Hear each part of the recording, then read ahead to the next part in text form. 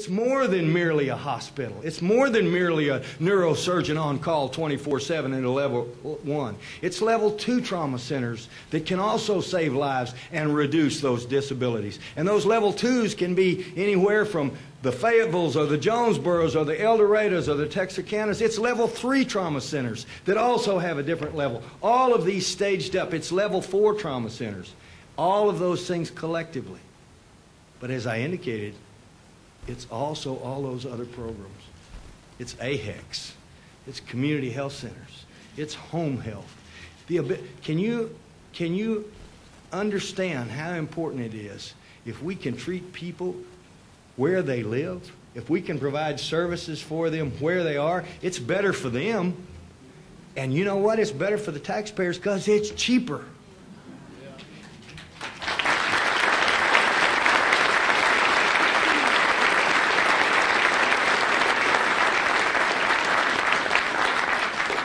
It is cheaper to provide health care in a rural community health setting or in an AHEC than it is in an emergency room that costs 4, 5, and 6 times the amount of money it costs for that other delivery system. And don't think the taxpayers aren't paying for it. The taxpayers are paying for uncompensated care just like it's a tax on them right now. And if we can do this, it reduces that.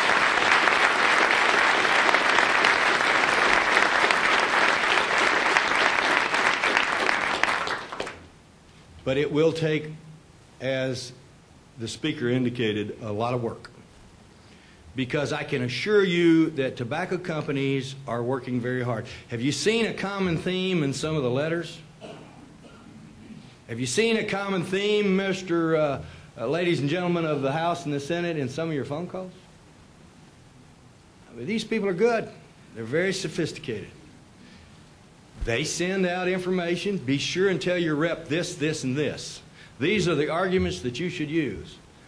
And so you start to get those common theme responses. The point is, they are working. And they are very effective at what they work at.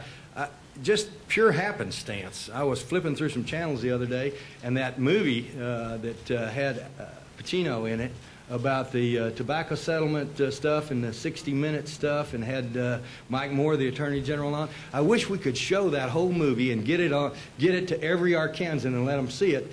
That illustrates how powerful and influential and adept that the tobacco companies really are at whatever message they're trying to put out. Now, I don't mean to vilify them or demonize them.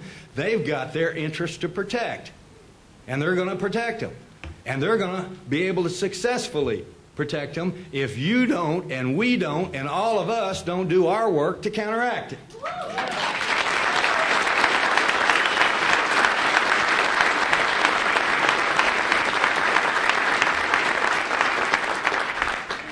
You know how hard it is to get 3/4 of the House and 3/4 of the Senate? I mean, I've been watching this stuff in one form or another for about 27 or 28 years now. I can count on both hands the times on a contested matter I've seen 3/4 in both houses be obtained. It is very difficult. And these people in this room are committed. And if you talk to each other, you'll even be more committed. And you won't accomplish much.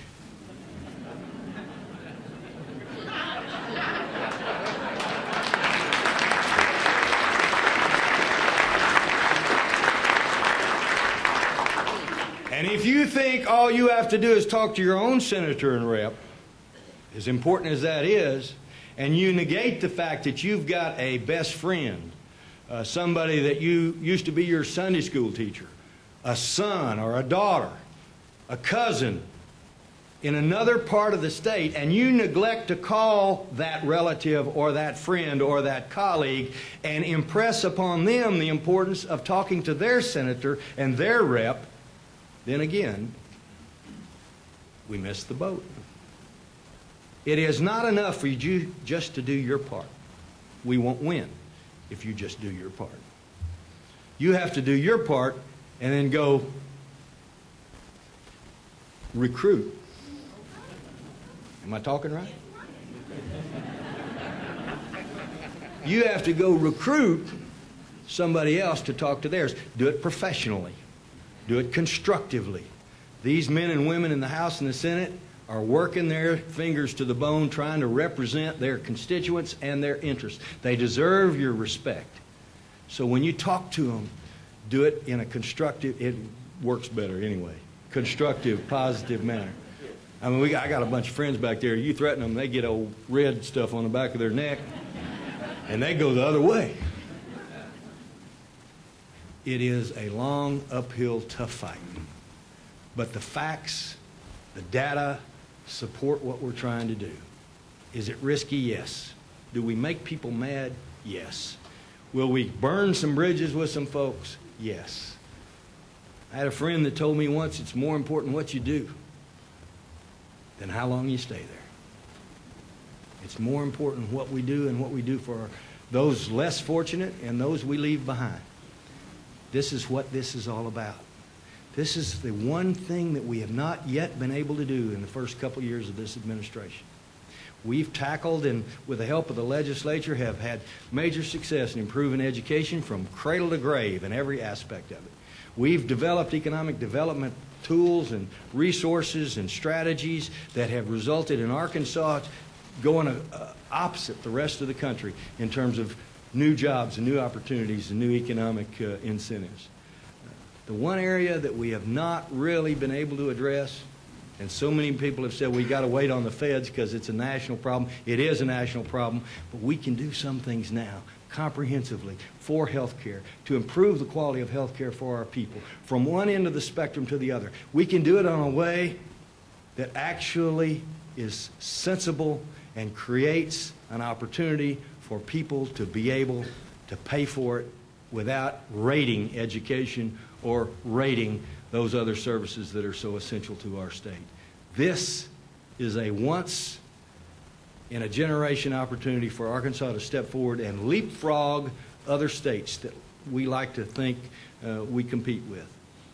And now you've got the leadership of the House and the Senate. You've got so many people in the medical community working with you. You've got this network of community providers that are adept at being able to communicate their message to their folks back home. And what it's going to take now is all the rest of us talking to our friends and neighbors and ensuring that the proper message, the truth, gets out. And tomorrow, maybe, we'll have a healthier Arkansas. Thank you.